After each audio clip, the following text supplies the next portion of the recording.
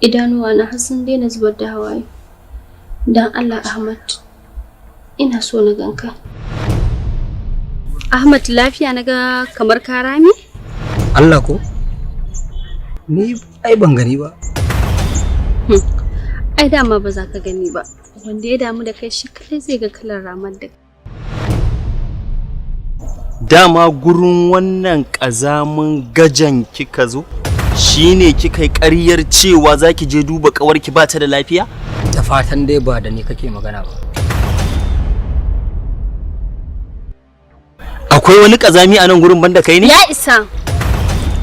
Me yasa a koda yaushe kake son ka dinga zubar da girman ka a wurin da ba za ka taba iya kwashe shi ba?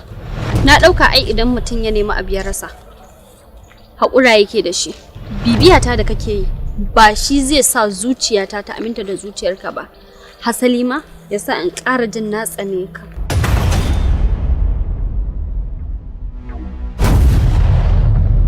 Ni kike gaya ma wannan maganar?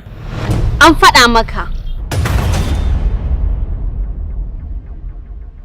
Rannan kamare ta a cikin gidanku, daga baya laifin ya dawo kaina duka na dauka. Amma ka sani in kamare ta a nan wurin sai na mamarin da sai na zubar ma da haƙuri.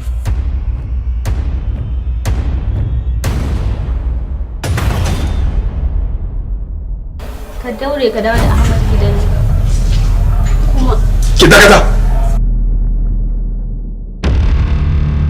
Kowace irin alfarma ce zan iya yi miki, amma daga yau ba na so in ƙara jikin kawo min sunan Ahmad a cikin gidan nan.